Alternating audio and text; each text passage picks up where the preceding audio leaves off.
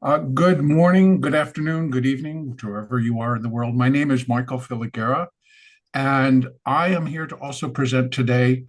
And I've actually shared programs with Matt, who came before me, and I am just really very pleased. I caught the very tail end of his presentation, and it is so important to talk about psychology. It's so important to talk about a trader's psychology. It's so important to talk about what happens to us when we step into, as Matt would say, the battle called trading. And so my contribution today is that the title of my presentation is Don't Forget Your Mindset, or Don't Forget to About Your Mindset. And so I want to dive into that side of it. Um, those that have watched me previously as I participate in as many of David's webinars and synergy events as I can, I usually am talking about Elliott Wave.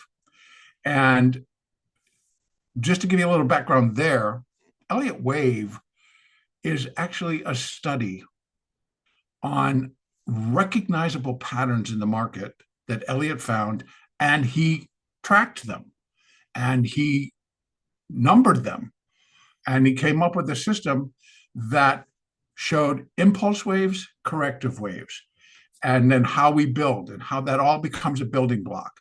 But at the base of that, the really Elliott wave is based on human emotional reactions. And so when I started to put that together, probably maybe 20, 30 years ago, my background is that I started as an options market maker, and here in San Francisco on the Pacific Exchange, and I've traded here in San Francisco. I've traded in the London Traded Options Market, the European Options Exchange, which is located in Amsterdam, and I lived in Amsterdam for 10 years and traded there.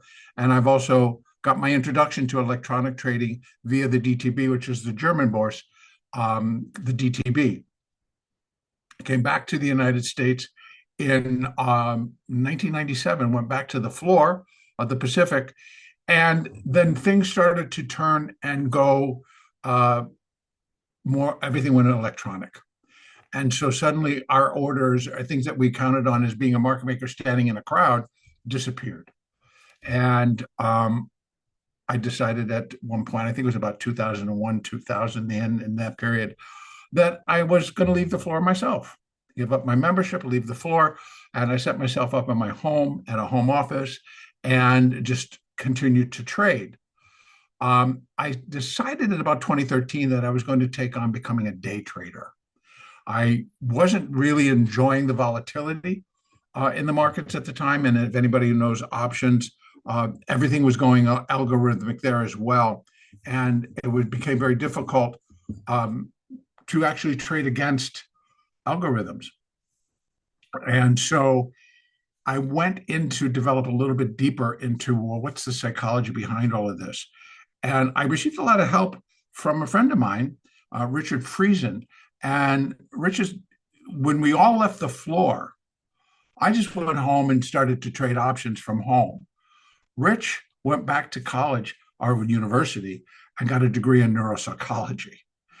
And that is what really has turned me around in terms of having a greater understanding of Elliott. Hence, it's based on human emotional reactions.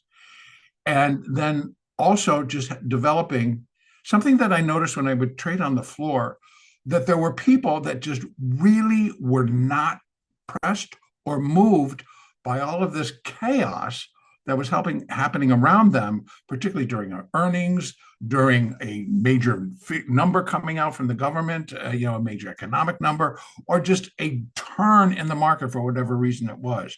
And we've had several.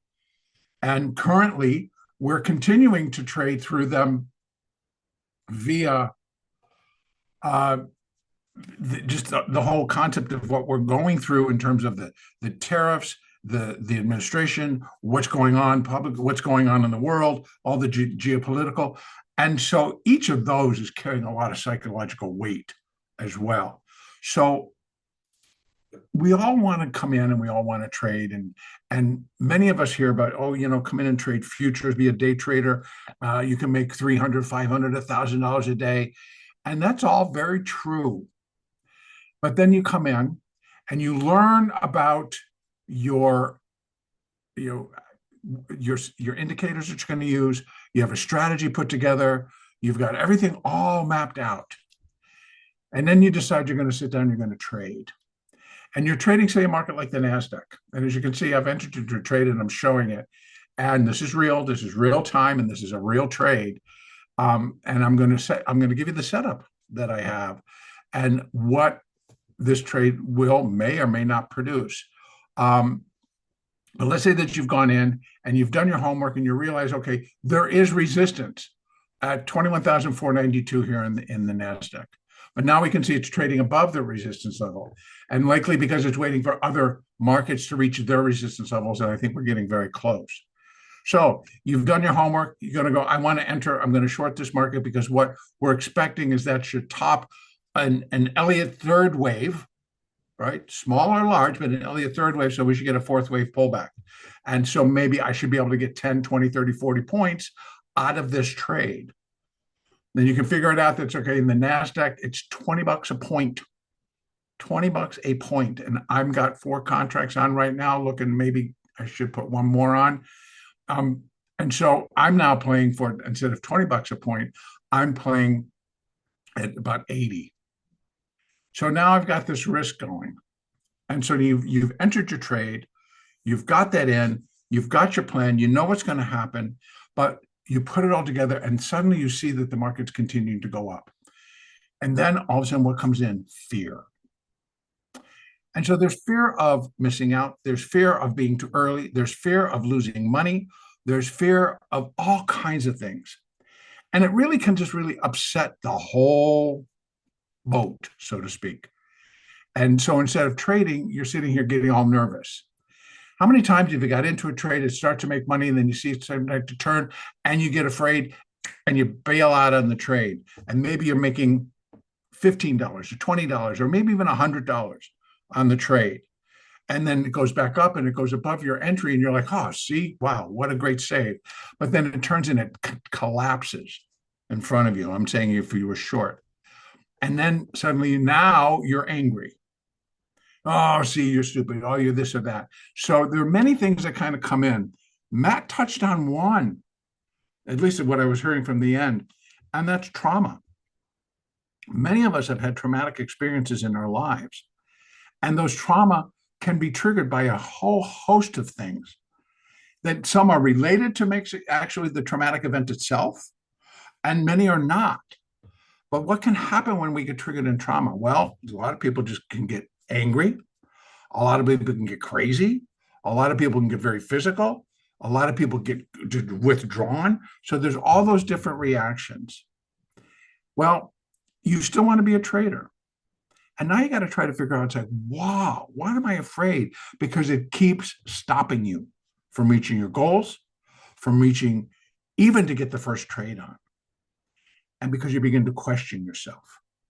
And maybe some of that is related to things from your past. That someone, within your family or somewhere else telling you, oh, you'll never be anything. You're not strong enough. You're not smart enough. You're not anything. And so that's going to be just not something that's going to be good. So in any case, I want to kind of talk about what we can do to better prepare ourselves to trade and how we can work on things to clear the decks, to take a look at habits that we have in trading that maybe don't serve us anymore. They don't serve us well anymore. So there are methodologies, and I just mentioned Rich Friesen. And together with Rich and another group of people, a small group of people, we've come up with some ways that we can start to put together our own psychological profile, and also just to set ourselves up a little bit stronger as to taking an inventory about where we are before we even start to trade. So I'm going to go back to this trade that I have running right now. So now you can see, well, I've got 4 contracts on. But, oh, look, I'm making all this money. Do I want to get out? It's like, no. But if I'm fearful, I'm like, oh, I'm making all that money. I'm going to start getting out. So maybe I'm going to say, okay, I'm going to see if I can get out of one here. And you start peeling it off. But now you're going to get nervous because, okay, now it's starting to go up. Oh, man, what's going on? I really want to book this money. I really need this money. I don't want to lose any money. These are all things that you actually can have control over. But it's a matter of, do you really want to? Now, in order to have this conversation, I'm just going to lay out where I would like to get out of some additional parts of this trade. Now, actually, I'm thinking could be the start of something much bigger. But for the conversation, I'll just pick my points and I'll start putting them on to get out of the trade and continue to talk at the same time. So normally you would think, oh, okay, you got that trade on and look at all that money. Well, you should be taking this trade off and not giving a presentation. But I want to talk about a few things. Okay. So again, what about your mindset? Don't forget about your mindset. As I started, you've got all the stuff down. You got your rules down. You've got your entry levels. You've got your stop levels. You've got everything put into place. Then you start to trade. And then suddenly what happens is you walk past your rules. You have a stop and you go like, well, I don't know. I have a mental stop. Did you put it in the market? Well, no, because I'm just going to do, or you will let it go past. And maybe you are only willing to lose X and it's going to Y and you're still not out. Now your fear's creeping in. And maybe you're working, what many people do in today's world, in the futures market, you're working a funding, a trader funded program or a probe, whatever they call them these days. And so you have an evaluation and you're attempting to get a performance account or a funded account. And for i.e. some Top Step, from Take Profit Trader, from Blue Sky Pro, from Apex Trading, on and on and on. So there's just so many different things that you can do and that you can use to use them. Now, here's some important things. And I want to just take a minute and get back onto my screen so that I can, and now I can't find it. But here I should be able to. Anyway, oh yeah, I can down at the bottom. I can see if people are going to ask me questions. So first thing I want to put in, and I'm going to put it into the chat box, and I need to go get it first, so bear with me 1 second. And what I'm going to put in that chat box is a link. And this link is going to take you to where you can actually take a test. What kind of test, Michael? What are you trying to do? And so let me put this into the chat. And so what this is, it's a trader assessment test. And what we're going to do is we're going to talk about it a little bit. And oh, thank you, David. I didn't realize I was sending it to the hosts and the panelists. It's a system where we look at what we're doing. We look at different things. And one of the things that I developed along with Rich and this other group of people was what we call the SET score. And that is where we're very quickly, there's kind of 4 stages that we talk about. One, we want to become aware. We want to become aware of what we're doing, what's going up in our head. And whether it's positive or negative, we want to reach a level of acceptance of what's going on. And once we've done that, we're like, okay, I'm okay. Yep, I screwed up. I messed up that trade. I didn't do my stop. I didn't do that.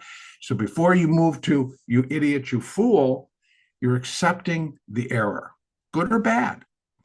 And then the next thing is it's like that hopefully takes you up to what we call agency. And that agency is where we actually can get the work done, where we can now take a look at what can we do different? What can we accept? What can we put away? What serves us well? What doesn't serve us anymore? So we can try to change that thought pattern. But now I want to bring up the SET. That is, that we're looking at our sensations, our emotions, and our thoughts. And this is something that I advocate doing each day before you sit down to trade. You take a look at your emotions, your sensations, your emotions, and your thoughts. What is your body telling you? Oh, I got aches and pains. I'm not really feeling well. I have a headache. I feel tingly. What your sensations are. Then the next thing you want to take a look at is what are your emotions? I'm feeling a little anxious. I'm feeling angry. I'm feeling fearful. You look at what emotions are sitting there staring you in the face. And then the last one you really take a look at, and this is where the honest part comes in, you have to think about your thoughts.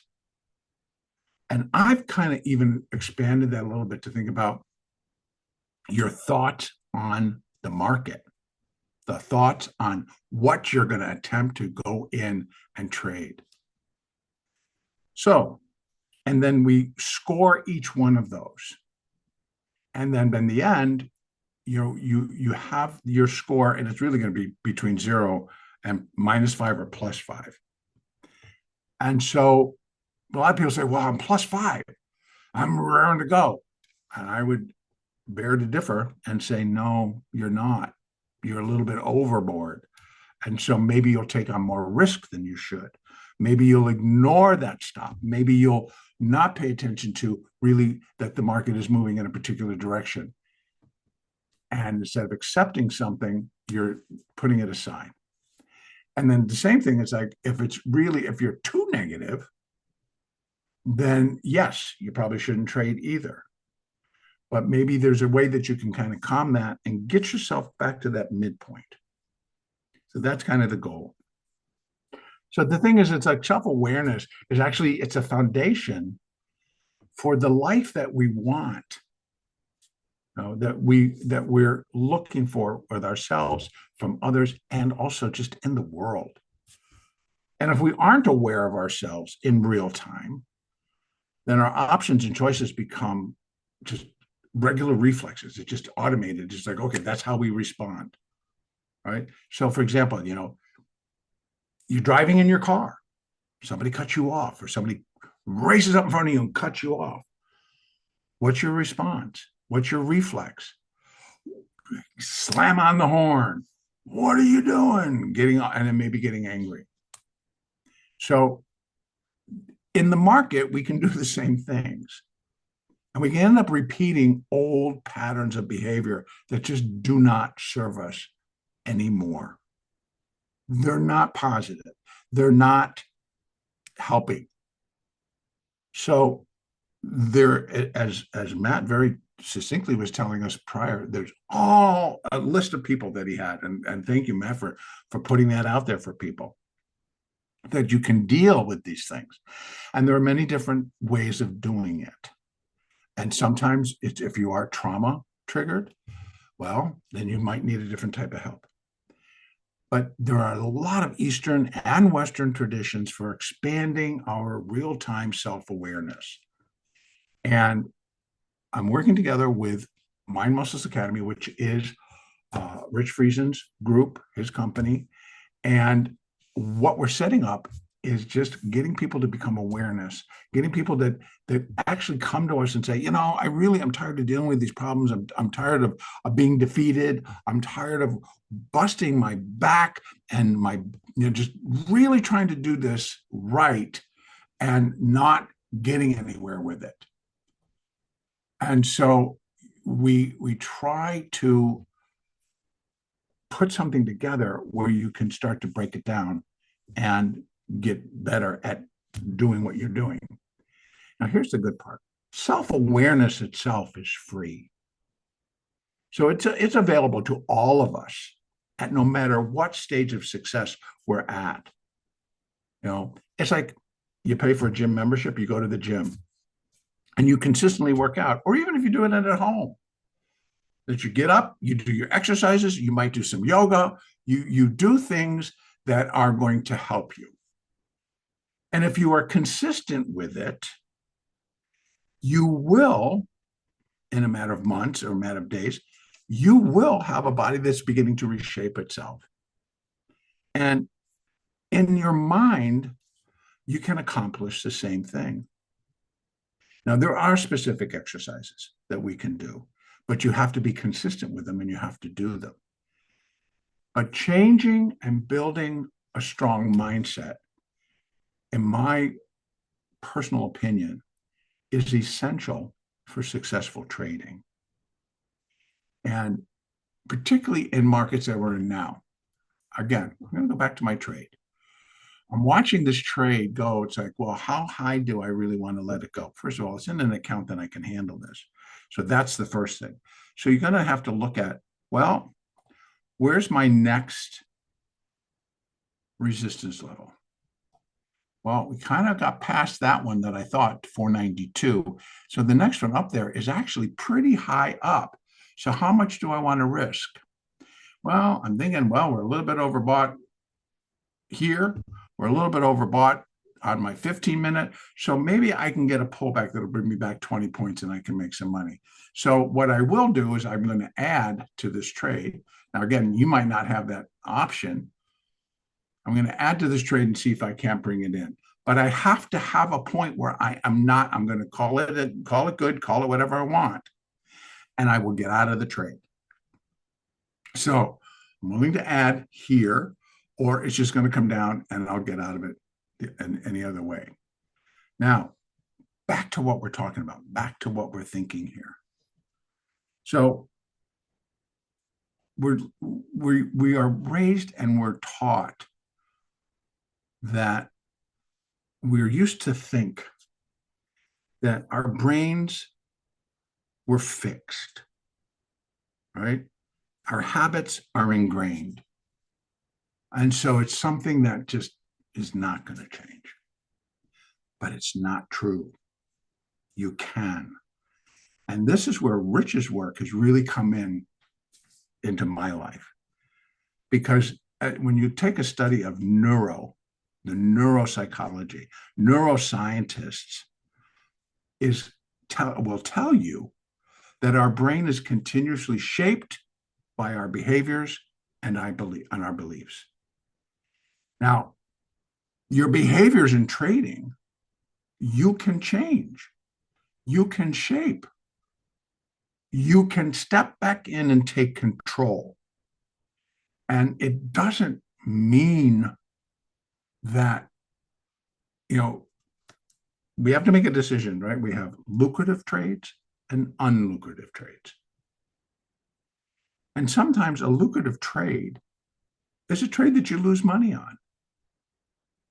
It just depends on how you look at it, how you think about it. So again, what are we going back to? We're going back to the psychology of it. These are learned traits. These are things that we put together and we learn about them. And it's an important factor to keep in mind and to really work with. Particularly if most of us were trading from home or we're trading in an office, but we're trading with just screens surrounding us. And sometimes people do join a trade room or they join a live stream. I personally have a live stream, but I have it open. So in other words, we all can contribute. We all talk. Like, I think it's very important that we all may have a different idea of where things are and what's going on. We all might have an insight that can be shared, and everybody else will be like, aha, I didn't see that. I didn't notice it. So it's more of a collective group. So we also can develop collective groups to study our psychology, to study our self-awareness, to study what can I do to change, where we can be open, where we can be honest with what and how we feel. Now, as I'm telling you this, I am watching my trade, but I know that I don't want it to go above 21,530. If it does, I got to get out of the trade. So, and that would mean that I'm going to get long, I'm going to get shorter if it goes up and takes it out, but I'm going to have to stop it. Then I would stop it above at 535. But let's just see if it can come down. Now, as I'm watching it, I can get nervous. You got 5 contracts out there. Oh my God, what are you doing? Come on. You better stop taking these off. I mean, you know what? I'm okay. I'm going to okay. And so maybe it does come all the way back down and it comes down here and I'll be making a little bit of money. Oh, whew, I'm going to get out. Now, I'm going to tell you, you all watched. I was taking maybe $1,800 or $1,900 worth of risk. And I'm so nervous and I'm so fearful that I'm willing to get out for $200 profit. That's kind of not good risk reward, is it? But it catches people constantly. Constantly. Why? Fear. So we've come up with an idea that we want to stop fighting our brain. So we've developed different things to do. And we've broken down our awareness into 3 different areas of focus: sensations, physical, emotions, feeling, thoughts, quality. So you can really set this up for yourself by you start by just setting an alarm, and it rings every 30 minutes or at comfortable intervals, and then you go again and you take a notice of your physical sensations. And what I'm talking about that is you're kind of taking this trip from the top of your head to the bottom of your feet, your toes. And what do you notice? You leave the sensations as they are, but you notice without any judgment or self-criticism what they are. So we want to identify them. You want to identify them. Now, again, I'm going to probably take that and I'm going to have to put a stop right at 35, I said. And I'm going to just put it right there. And that's good enough. And so I'm going to have to put that one there. And if I get another 5, I'll put it just above it. So, but you can see, I've gone from being down 800 now, man. I'm back up down almost 2,000. But I'm going to remain okay with it because I'm making a solid judgment that I'm feeling the market likely is going to pull back. Now, I'm adding to that my own knowledge of how these markets swing and when algorithms or when algo traders or when other traders come in and to change what they're doing and reverse it. Or I need to realize, well, maybe they're doing the risk on trade. In that case, they're buying all the volatility from all the underlying stocks within this index, within the NASDAQ. That means the Mag 7. So they're likely coming in and they're buying the Mag 7. And they're buying the calls. So as a market maker, which is what I was, they're now called dealers. The dealer has to sell them the calls. What's the hedge? Buy the stock. Well, you buy the stock, it becomes a self-fulfilling prophecy, right? The stock price is going to go up, the price of the call is going to go up, everybody's happy, except the person that shorted it and didn't hedge it. So that's just a little bit of trade talk. But now we're going to go in and we're going to try to take this one step at a time. So once you kind of get used to this, you're going to go in and you're going to start getting this whole methodology down. And you're going to move to the next step, which is, what are your thoughts? So you're going to start to notice the quality of your thoughts. Are they negative or positive? Are they judgmental or are they kind? Are they lost in this flow of the market or pleasurable? Am I retelling myself a story of hurt. Oh, you lost money yesterday. You can't lose money today. Or unfairness. Oh, this market's just not fair. I can't trade against these algorithms. It's not fair. Now we see the trades coming my way. Bottom of the hour. Let me tell you something that I've learned. It's time they turn. Well, the last half hour, they bought it. Doesn't mean they're going to continue to sell it, but you see they start to bring it down. Now, I've already put some of my orders in, but I'm going to put some more because I got normal areas where I think they'll stop. Oop. Yeah, I'll leave that there. So for the sake of the conversation, I'll leave it there. If it comes down, I'll be making a nice little tidy sum. But I'll take this sell out and I can start lowering my stop once I start to get in the money.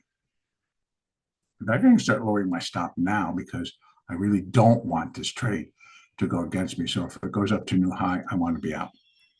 So let's see what we can do as I'm telling you all these things. Okay, so trading will always take you to the edge of your emotions.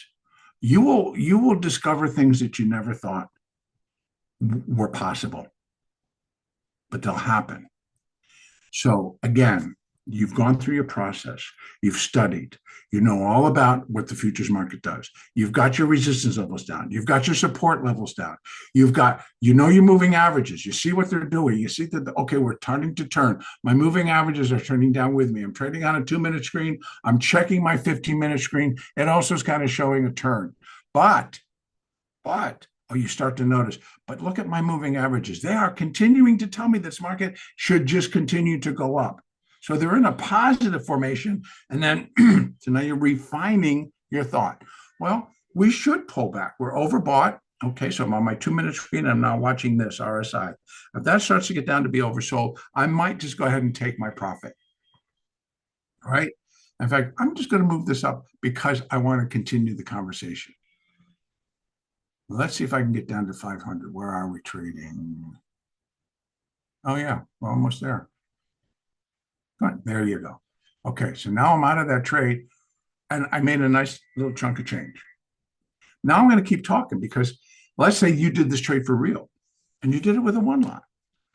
And now you're like, if the market goes back up, you're like, whoo, great trade. But if it continues to go down, man, you got out too early. What's going on with you? Why did you do that? Brian, you do this all the time. You're so stupid. You're so foolish. You're never going to make any money. And I got to pay the bills. I got bills coming up, I got to pay the rent. I got to pay the utilities. I got to go buy groceries. I got the kids needing this. Pressure, pressure, pressure, pressure. But what is it really? It's your thoughts. All right. What do we talk about? We want to talk about, we're going through all the different areas and the aspects of awareness, your sensations, your emotions, your thoughts. And again, no judgments, just curiosity and just awareness. These are very, very important things. So when you begin to really accumulate a lot of information, and you're going to write this down, put it in a journal, or you just write it down and you type it into your computer so that you can go and you can look. And you're doing this maybe every 30 minutes or every hour that you're going to trade, or every 15 minutes. But you're keeping thoughts because now we are trading. Now you're looking like, oh man, look, I now could have made another $1,000 or I could have made another $100. Why don't you trust yourself?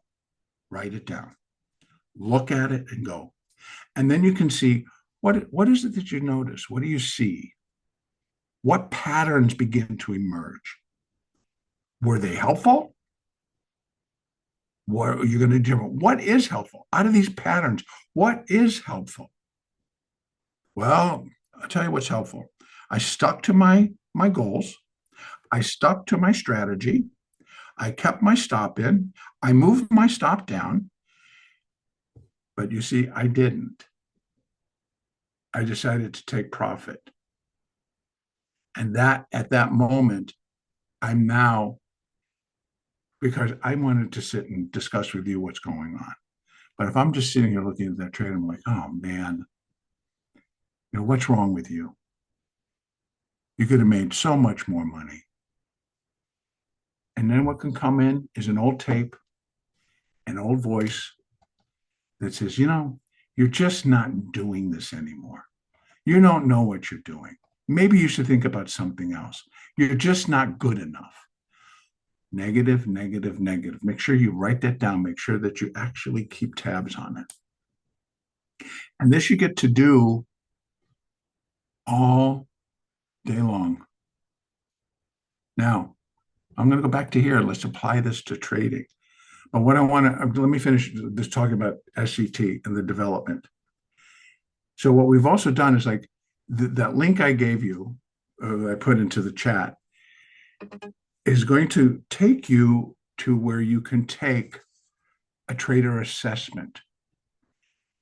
No one else is going to see this. In fact, the exercise can be done by you, and the results will be sent back to your email. But I encourage all of us, if you've been having a problem just dealing with different human emotional reactions, battling your brain from, I have to be successful here. I'm putting out all this money to get all these practice accounts. I want to get funded. What's going on? I get close, and then I end up blowing the account out. Well, maybe your goal needs to be, I'm just not going to blow it out anymore. Maybe the answer is, well, I've been trading the micro, or I've been trading the mini, and in the NASDAQ, that's $5 a tick. Well, for anybody who trades at NASDAQ, you're going to realize the NASDAQ doesn't trade in ticks. It trades in dollars. It moves so fast. Right now, it's not. It's kind of ticking its way along. Or so then you can go and you can trade the micro, which maybe you don't make as much, but you're going to build your habits. You're going to build your awareness. You're going to build what you need so that when you switch over to the mini contract to make your good money, you have a solid hold on your own awareness, acceptance, and agency, what you need to do and how you're going to get there. It is a work in motion. It is a work in development. It won't happen overnight. The exercises and the different things that'll be presented you must repeat them. You must continue to work on them. If you don't, you may make some progress, but you won't be able to track your progress. You won't be able to go back and go like, okay, I still need to work on that, or I need to do that. So after you've taken this assessment test, you might get a little bit of an inclination of where things are, what type of trader you might be, what type of trader do you want to be, and how you might want to get there. And the other part of what I'm going to put out there is that I think we're going to plan on doing it in July, because June seemed to be a very tight month for all of us. So in July, we're going to start another class, another workshop, and we limit it to 15 people. So, and if we get a large enough response, then we have to we put them, stack them up where we have several classes, but we limit it to 15 people. And more on that will come out, but Rich heads it, and I'm now kind of stepping in with him to help develop from my own groups all of these different things that we can do to stop fighting our brains. What I also want to put into this is, again, how do I add my own analysis to my awareness and acceptance?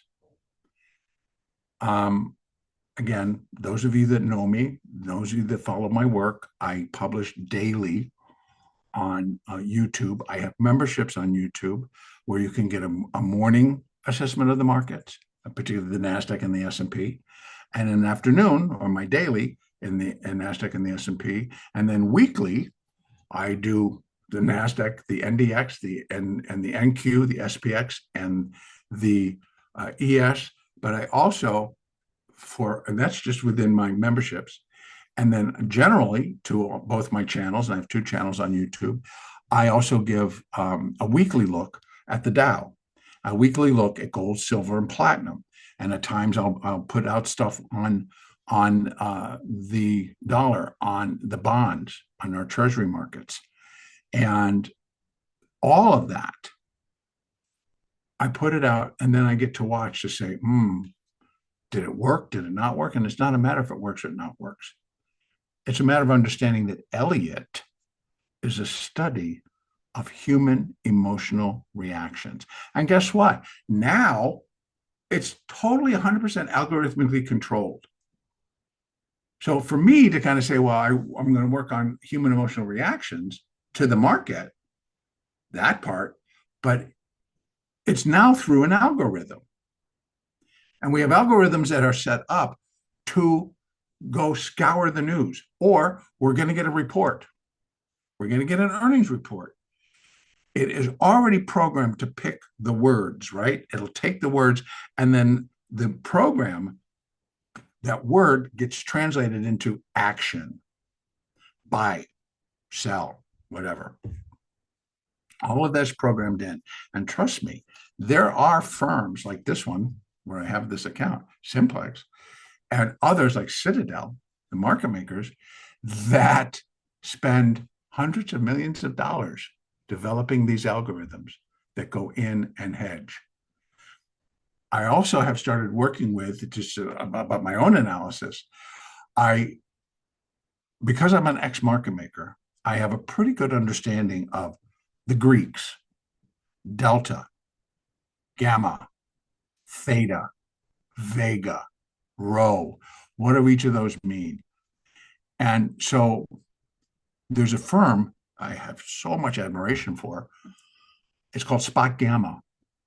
And what they have done is built models that tell, and then take all of these options that trade in the SPX and the NDX and all of our stocks, all the ETFs.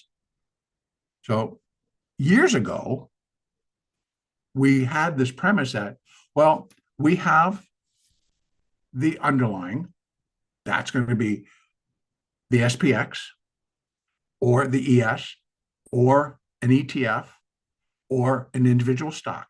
That's the underlying. And the options prices are based on the movement in the underlying stock or whatever. I dare say now, and so we considered options back then as a derivative of the underlying.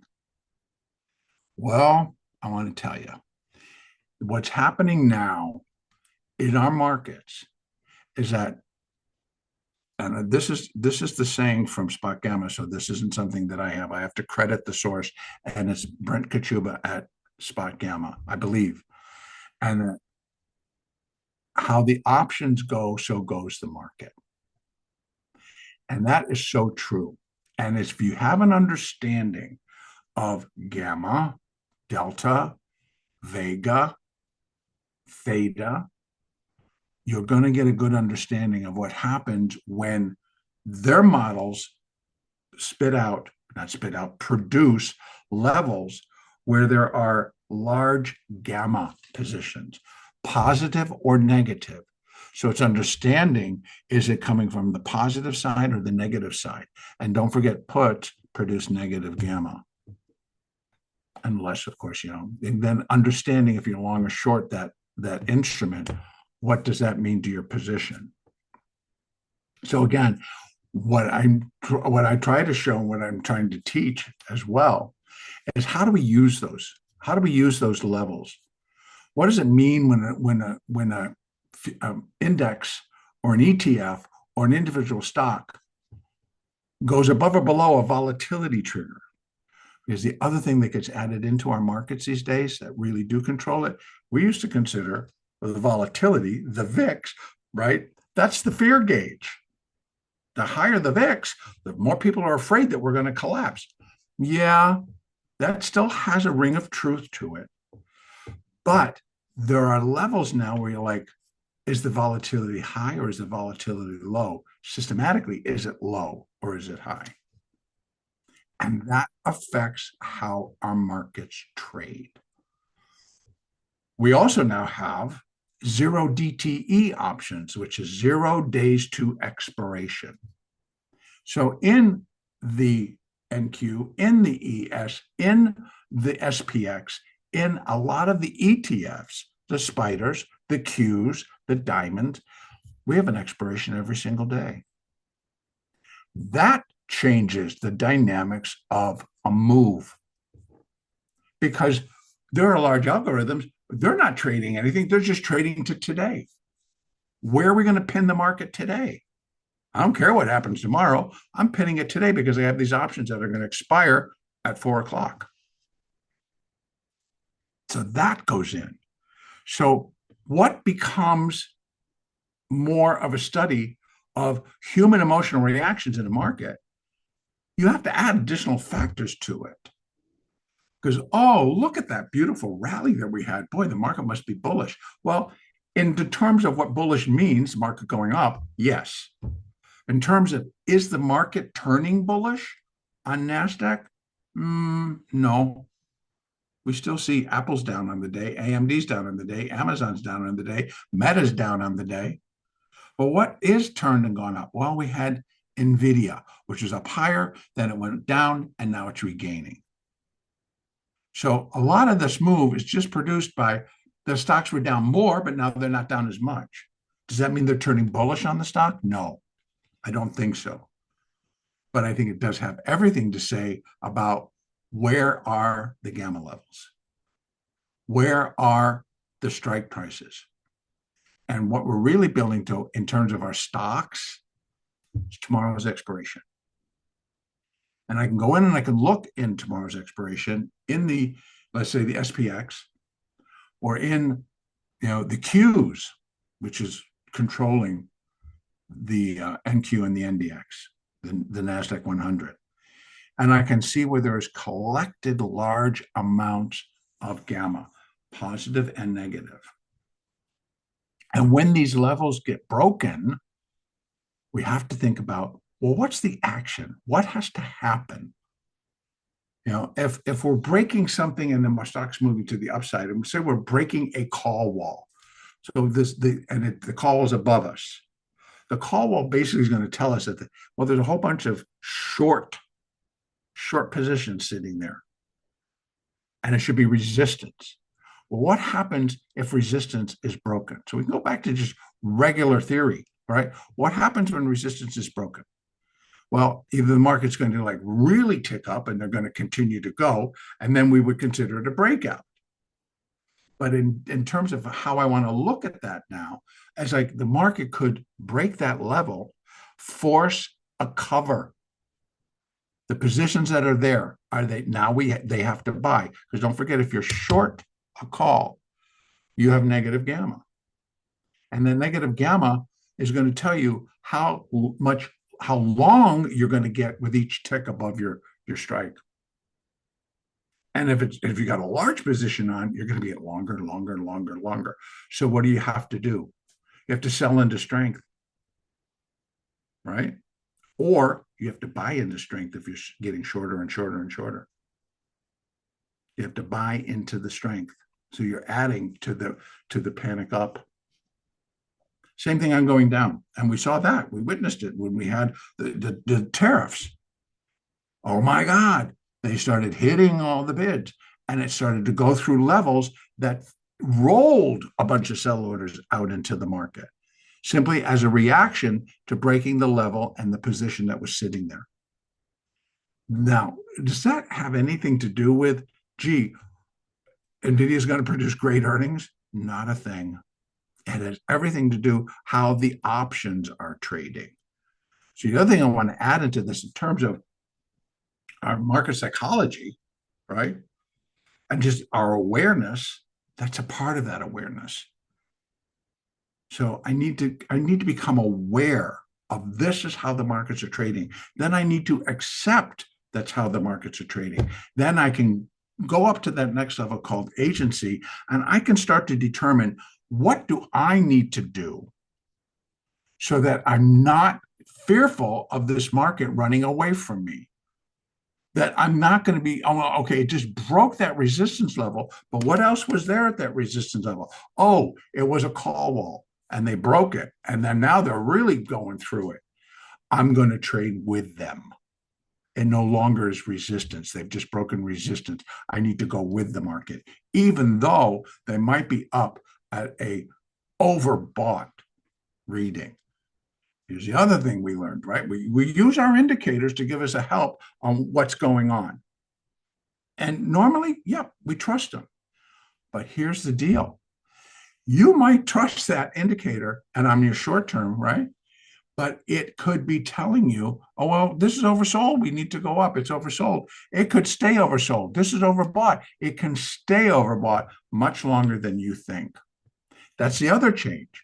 So part of what I'm really going over is like we come in with our preconceived ideas, and most of them are good. We come in with a strategy. We come in with a trade strategy. So we're going to put it on. I'm going to put one. This is where I'll add, or this is where I'll get out.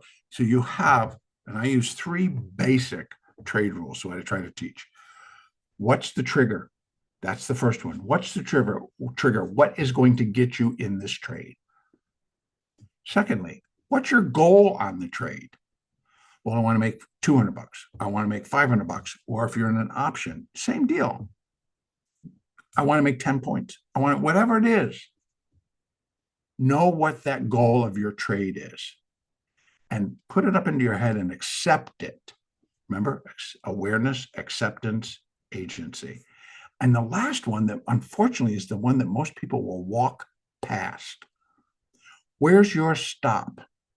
And I'm going to tell you why they walk past, or a big reason why they walk past it. Because they sit and they go, you know what? I don't work with stops. Why? Well, because it tells me I'm wrong. I don't like being wrong. Okay. It's how you think about it. How do you want to manage your risk? Well, I have a mental stop. You know how many times I've seen people blow themselves out because they had a mental stop? And what the left side of the brain kept telling the right side of the brain, it's going to come back. It's going to come back. It's going to go my way. I just hang on, hang on, hang on. Meanwhile, either they've added to the order, right? They've added to the trade. So instead of paying for $100 a point, now you're paying for 2.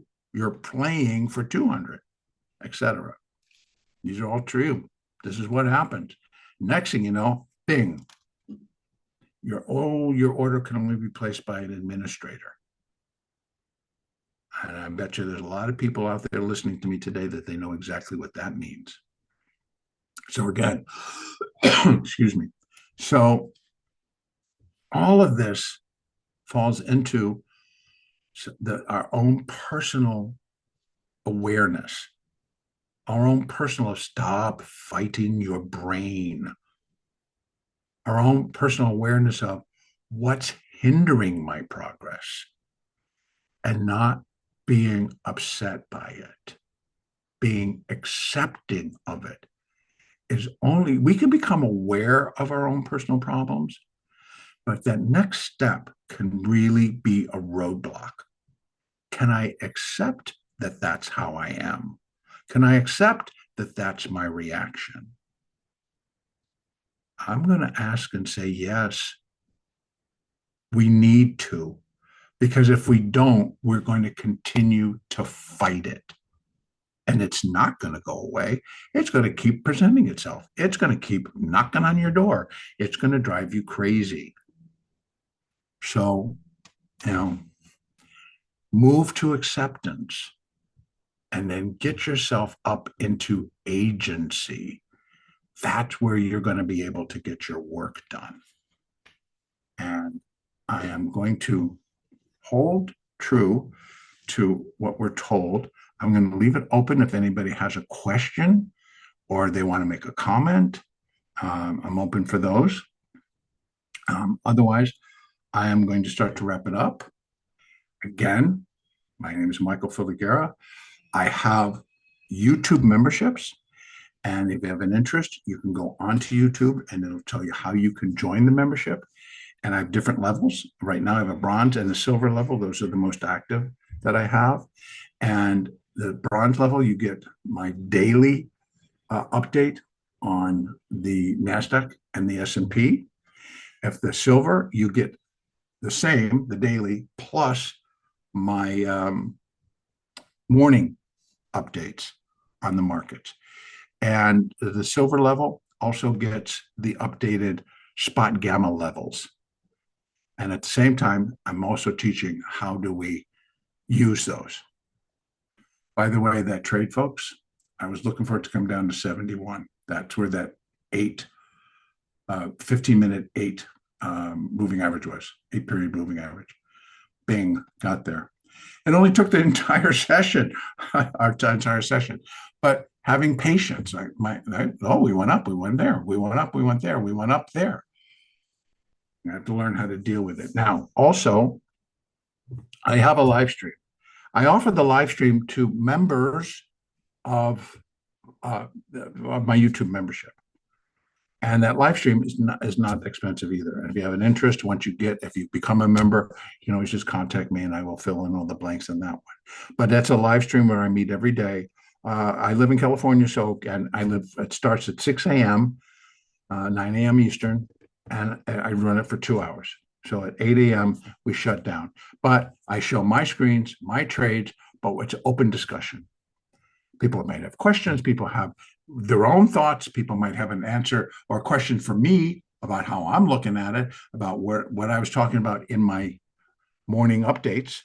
So it's an opportunity where we share ideas, and we also you can watch how I trade.